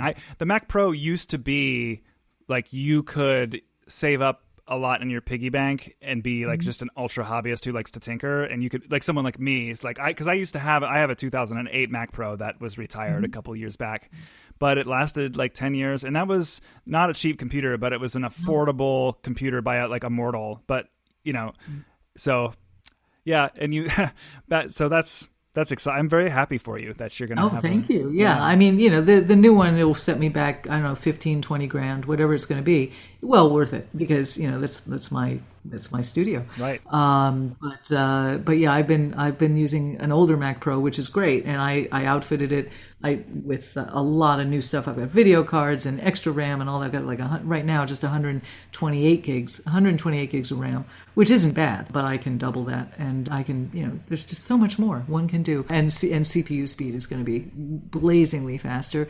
And, you know, everything creeps along. You know, I think the hardest thing about tech, about the hardware gear, is that you have to jump in at some point and buy the stuff, knowing full well that 6 months later it'll be, you know, old and there will be something even better. But at a certain point, you just have to commit and jump in, and then hope that you can stick with it for a long time. You know, some of the tech has better longevity than others. That 2008 or my 2009 Mac Pro are real workhorses, and I know a number of people in my field who are still using these computers, and very well. I mean, they're not spring chickens, are they? Right. You know, these computers are very old, but they're reliable. And no, they can't run the latest OS. But the biggest problem you get into is when you're using very sophisticated software. Like I'm using Digital Performer and every plugin and, you know, VI you can imagine. I have really big libraries. But now some of those libraries absolutely need the latest OS to, you know, be able to function, and the latest version of Contact or the latest version of whatever, you know, I can't run on this old behemoth behind me. So that's when you know, when you start to really need that stuff. There's a difference between want and need. And when you realize enough time has gone that you're starting to get obsolete and you're not able to keep up with the latest software that you really want to use, that's when you know it's time to take that deep dive. But that doesn't happen every year. You know, you don't have to do this on a regular basis. And even with phones, if it ain't broke, don't fix it. I mean, I'm very techie, and I use my phone constantly for all kinds of, you know, groovy things, but it's an 8S. It's not even a 10, much less an 11 or a 12. It's an 8S, and it works great. And it's running the latest operating system. But, you know, I just am a big believer in if it ain't broke, don't fix it, and don't be a beta tester for someone else when you pay thousands of dollars for the privilege of doing it. I'm just going to say, like, want and need is definitely something that I'm going to have to exercise if a new Mac Pro is released that is a smaller size and is like $4 or $5 grand instead of like 15. That's going to be a challenge for me, but I'm going to do my best to follow all of the good advice, because all the things you just said is the actual good advice, which is not like people should listen to what you just said and remember it when a couple episodes from now I'm bragging about how I have already announced that I will probably I will run the public beta of the new OS on my iPad, because I can live without it if it breaks. But what you're saying is the right advice that people should actually listen to. Hold your horses and wait. Let other people crash and burn. Well, I'm happy to be that person who will crash and burn. As long as you know what you're getting into. And of course, folks, before you do any of this, back up so that, if you do have a crash and burn moment, you at least have all your data somewhere. But yeah, you don't. There are we see it every time that new operating systems always end up with some features that you really didn't want. That the company didn't want either. Totally. Well, and that's a great segue into my tech tip of the week, which is very, very simple. Speaking of the latest OS for the iPhone, my tech tip of the week is widgets. And I like a good widget, I don't know if you have any on your phone, but you can now apps can provide small, large, or medium-sized little windows into themselves that you can put right on the home screen with your apps.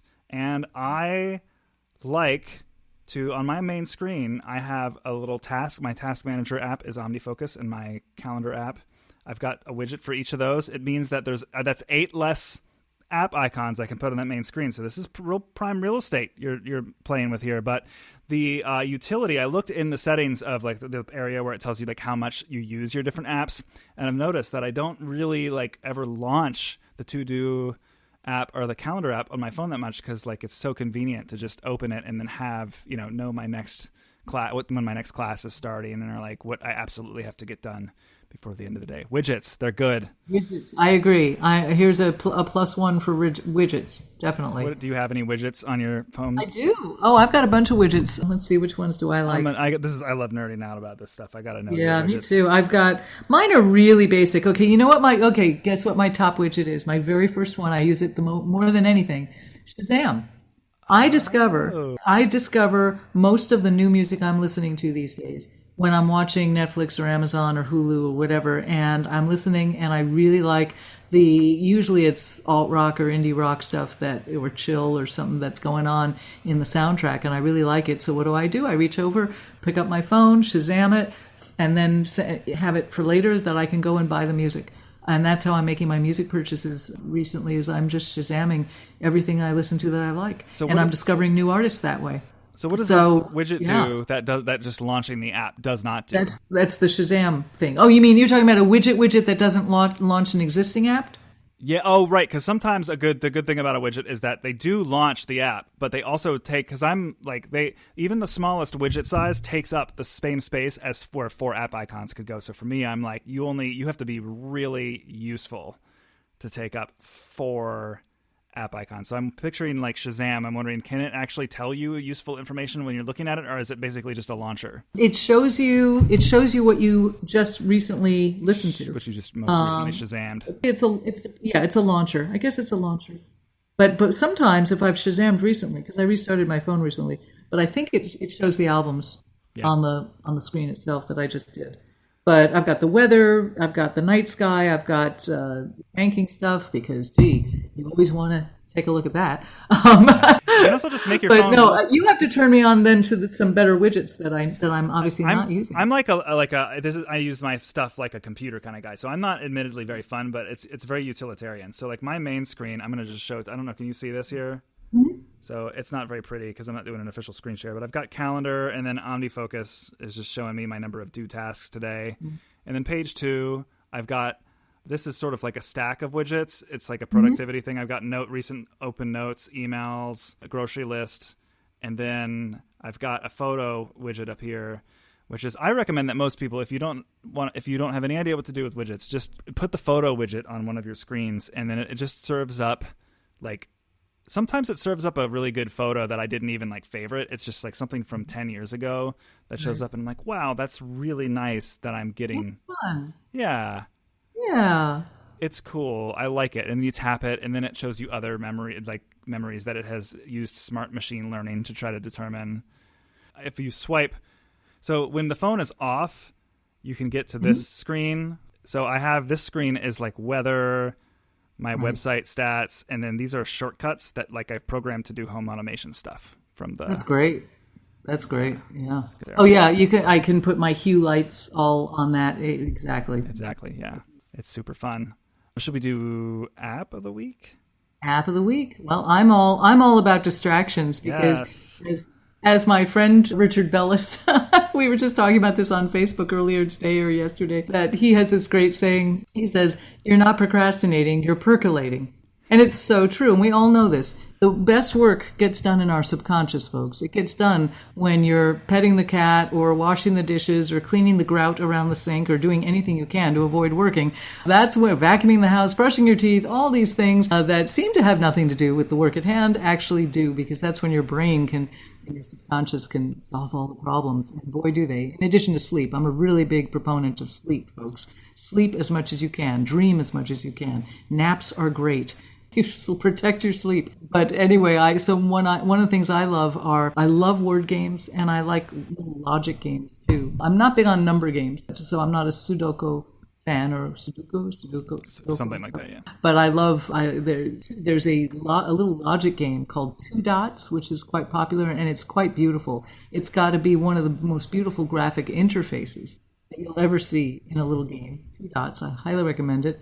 I've been playing that for years. Yeah. Okay. I love it. And I'm up to like a ridiculously high level at this point. I've been playing it so long. And another one, if you just enjoy words with a little bit of a challenge to not blow up the universe, because if you make a wrong move, you destroy your entire game. So it's a little bit like, is it Jenga? Is that the name of that thing where you build the wood higher and higher and higher? Yes, you don't want it to fall over.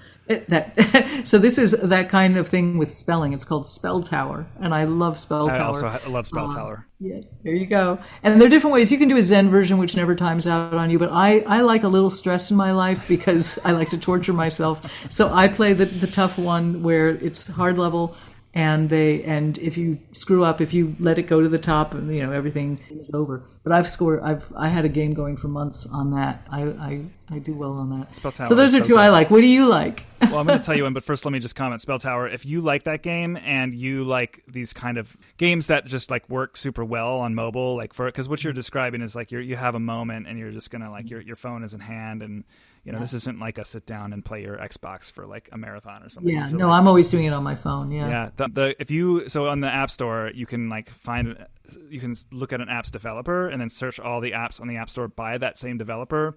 The guy who does SpellTower is like my favorite game developer on the iPhone. He's got so many great games some of them are similar kinds of puzzle things, and then others are in different genres, and all of them have like this nice kind of design touch to them, because something about the way when you like swipe through the letters, the way that they get slightly bigger, and like the way that the phone has haptic feedback, it's in the sound effects, it's very, very enchanting. It's more than just a puzzle. More than just a puzzle. It's art. It's art. It's yes. Mind art. Mind art. I love that. Mind art.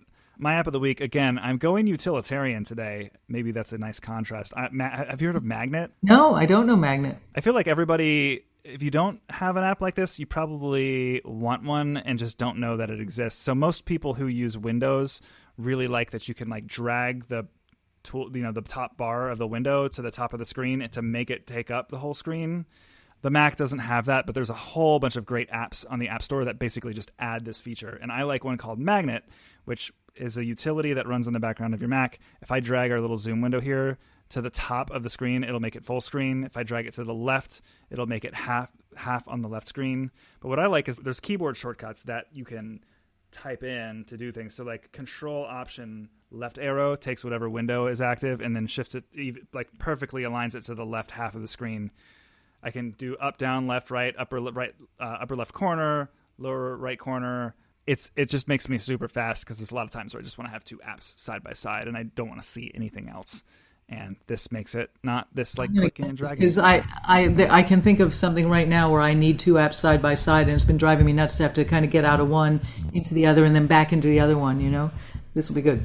Yeah. I think it's a couple bucks. It's one of these great utilities that I can't live without, and I am not myself against subscription software, but I know a lot of people are like, just let me pay for it a couple bucks, and then this is one of those apps. Yeah, a ringing endorsement. That's excellent. Yeah, I'm gonna get it. I'm gonna check it out. Magnet, cool. I dig it. All right, music. You've been listening to some music, and you... I'm always listening to something, especially when I'm done composing. I mean, I think most of us, when we're in the thick of writing, we don't listen to too much because we're so obsessed with what, the chaos in our own brains. We're like a nonstop radio and have, unfortunately, it's our own earworm. I mean, you know what I've noticed, by the way, a lot of composers listening would nod their heads in sad agreement that sometimes you get this when you're writing a piece and you get an earworm of a short phrase from it. But unfortunately, it's not always like the really good part of the piece. Right. It's actually the part that you need to change that sucks. And it keeps playing over, even though you already know you're planning on changing it tomorrow. It goes over and over and over again in your head. And you just want to shoot somebody. You just want to go, stop it. I know it's bad. I know it's trite. I know it's cheesy. I'm getting rid of it. Really, I am. But it just keeps playing. I am haunted and tortured by my own music sometimes. But at any rate, when I'm done writing, I do a lot more listening. And so I've been listening just this week to a couple of new things, both that I found, I'm pretty sure, watching shows or movies or whatever. One is Brazilian, and I do not speak Portuguese, so I'm going to mangle the pronunciation, but it'll be on the website. Barbatuques o Seguinte, Esse. I probably said that terribly, so for those of you who speak Portuguese, accept my apologies. But it's great. It's very interesting stuff, and I recommend it. It's different. And then another one is Howling, featuring RYX and Frank Wiedemann.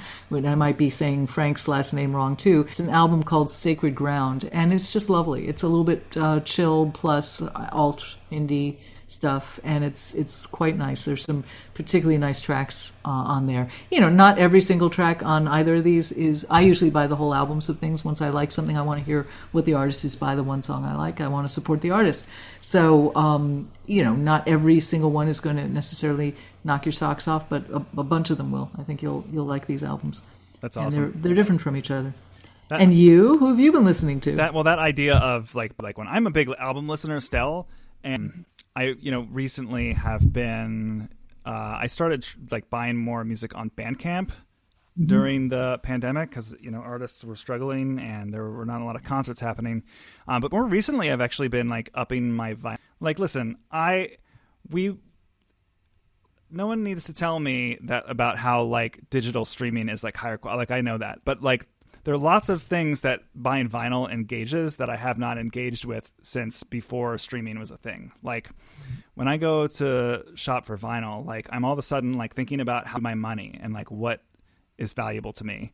I'm finding things I've never seen before. I found a live Miles Davis record the last time I was shopping for vinyl that I had never heard of, and I'm like, why? And I'm taking out my phone and looking it up, and I'm like, oh, there's a reason I've never heard of this. This was not a really widely acclaimed record, but now I know more about that. Miles Davis was performing in Paris at this time, and I think there's a lot to it. Focused listening obviously is a thing that I think that going through some amount of ritual reinforces. I'm going through a vinyl phase, and I'm saying this to not only agree with you, but also to say that this pick that I'm going to do, one of the things I bought on Sarah Jarosz, the record is called Blue Heron, and it is, are you familiar with her at all?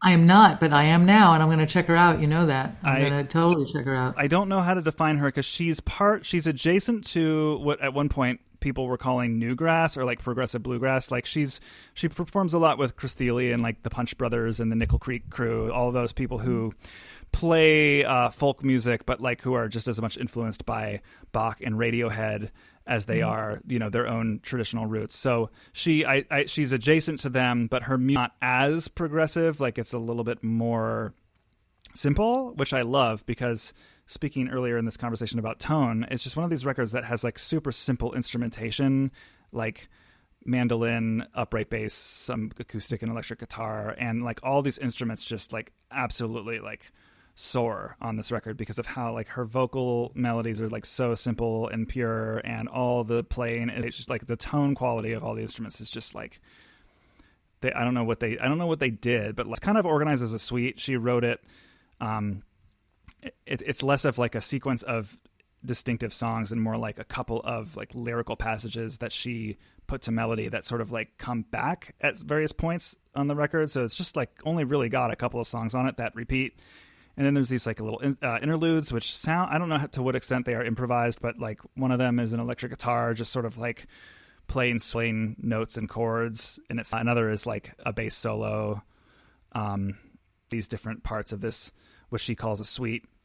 And it's, lyrically, it's a little bit existential, it's a little bit inspired by her relationship with her mother and like needing her in her life. And the lyrics sort of contemplate that. But I just think it's like everything she puts out is great. But this album is like next level great to me with what she was able to do with it. I've just pulled it up and I'm going to listen. I look forward to supporting her. That's great. Me too. You gave me two things I'd never heard of at all before. So I'm excited. Yeah, that's the thing. Pretty much everything I'm discovering on TV that's being licensed, for shows, virtually all of them. I mean, I'd say 90 are artists I have never heard of, which is so exciting because this is obviously it's great for them to get these licenses for the shows. Hopefully that brings in some bucks for them, but so spreads the word about their talents. And some of them I end up really, really like. A guy named out of Wisconsin has it's just beautiful work, and I ended up buying every single album he's done. Because I like his sound. He has a very big sound. But if you really like that, and it's just say, yeah, keep doing this. This is great. Yeah, totally. Something you said when I was going. Shazam really is my favorite tool. I feel naked if I'm watching something and I don't have my phone near me because I really do like I'm Shazamming at least something, if not several things. Even if I don't love something to want to live with it, I still want to know more about it, It's just great to be able to look up the artists after the fact. Yeah, Siri to do it. But sometimes the room is really loud, so maybe I need... There's also, I'm pretty sure there's I can program a Siri shortcut. I'm all about... there you go. Yeah. With your widgets, you've got this covered, I'm sure. I'm pretty sure that, because, Apple bought Shazam a couple years ago. I'm pretty sure that you can build... Have you done anything with shortcuts? You like tinkering. Do you do any of that? No, I don't. But tell me that I should, and I will. It's not like the same kind of mental break that, well, maybe it is. I don't know. Like, so for me, a lot of technology has a point of diminishing return. Like the amount of it that I've learned in my life, I've learned over a long period of time. But over that long period of time is just repeat instances of like really small bits. So like never really any like too much like grind at getting good at it. But I have brushed up against like automation, like some very, very gentle scripting. Usually I'm just stealing other people's work and then adapting it to automate my computer. And shortcuts is now, it comes on every phone, every iPhone. So you open it up and it's more or less like the Automator. It's just got thousands of different actions, things that your apps can do, things that your phone's system can do, but create a sequence or a step-by-step script of how those happen. But it's not by coding, it's actually like blocks. Like so like I'll open up a new shortcut and then looking at the library of actions, like one of my actions can be open this app. Another action can be text my wife, and then I specify what I want to text her. Another can be like take me home, give me directions home. One can be show me my tasks that are due tomorrow. Right. So you can, and so you just click one time and boom, there it's there without having to click a few times to get the same thing done. Exactly. And you can wire the home automation into this. So I can have and then you can automate the automations. So you can set up triggers for how they happen. So like my watch knows when I wake up in the morning because of how I'm moving. That can trigger an automation called I'm awake, which turns on certain lights in our house, opens the blinds. You can turn on your coffee maker. It can do all kinds of stuff. Exactly. Right. So there you go. My shortcuts plug. I have an automated thing that turns on my coffee maker too, my husband. Because he hears me stirring and he'll get up and he puts on the coffee. It's very cute. I think to myself, wow, I'm so spoiled. I never have to make the coffee. He's always on top of that. I don't even, because I was thinking, I said to him one time, do you want me to get us like one of those old fashioned, a coffee maker with a timer? We could just set it so it just starts. He says, no, I don't mind going upstairs and getting it going. Right. So nothing. We're old school here. I appreciate for all that. this tech. Well, it's like nothing like the kind of automation that also shows that someone cares about you and was thinking about you. There you go. Exactly. It's love automation. That's right. Or automated love. That's the album title right there. That's automated love. I'm going to write that down too. I'm still right. And you talking about their favorite productivity apps. But it's such a pleasure to talk to you. You're great. Yes, and, it's been so much fun. Thank you so much for wanting to have this conversation. It is really fun. I knew it would be. Yeah, I had so much fun. Well, and I think like this is cool because we've talked a little bit. I feel like now that we've sort of like talked about some of like sort of the core areas that like are how we connected, that like next time you come on, which hope you would want to do sometime, we can talk about whatever. I will less of an agenda, which I didn't really have too much of one today. We didn't have too much. Yeah, we kind of floated around, which is great. Just like a good cocktail party conversation. That's right. Seriously. Exactly. That's what I think of podcasts. People listen in the background, and they've got it going. And it's just like eavesdropping on hopefully interesting people talking about something. Maybe you won't be interested in the entire thing, but it'll spark your interest in various places, and you never know when those places are going to pop up. So like real life conversation, which is exactly what this is. I guess, we'll be in touch this week. That's right. Here's to the end of your school year. Thank you and so here's much. to your lovely 1.5-year-old. Yes. And your wife and all of the good things that you've got going on to look forward to this summer. So yay. Yeah. Awesome. So be very well. Yes. Thank you. Have a great rest of your evening. Relax. And it's bright sunshine out here, and we're going to go out to dinner up at the harbor. Sit outside on the deck and drink a martini and have some food. I love that. I love that so much. All right. Well, you enjoy it so much, and I will talk to you sometime in the very near future. Excellent. I look forward to it. Okay. Thanks. Yes. Take care. See you. Yeah. Bye. Bye. I'm Robby Burns. Thanks for listening to Music Ed Tech Talk. You can find the show's page, show notes for the episode, and my blog at musicedtechtalk.com. You can subscribe to blog posts through an RSS app of your choice, and you can subscribe to the podcast on the podcast app of your choice. You can now get both blog posts and podcast episodes delivered right into your email inbox once a week. Please rate and review this show in the Apple Podcasts app if you use it. It absolutely helps. It'll take a second and just a few taps. You can now support Music Ed Tech Talk on Patreon. You can check that out at patreon.com/musicedtechtalk or by clicking the link in the show notes to this episode. There are 4 tiers of support. Every single one of them includes an invitation to my Music Ed Tech Talk Discord server, where you can join the community of other listeners and past guests talking about music, education, technology, lesson ideas, pedagogy, hardware, apps, software, all things and more that you would want to talk about. The other tiers include things like getting to join me on monthly Zoom calls during my live streams, things like getting some of my teaching resources, like my scale exercise play-along tracks. Higher tiers include things like consulting meetings with me, sponsorship for my website, and more. There's lots of things to enjoy, lots of ways to engage with me and the content I'm creating, including a bootleg version of this very episode, where you can listen to extended conversation from Alex Shapiro and myself. Really enjoyed talking to her today. Putting the E in Ensemble is just one of many ways you can get your students composing. To play us out, enjoy this composition from my student, Lucy.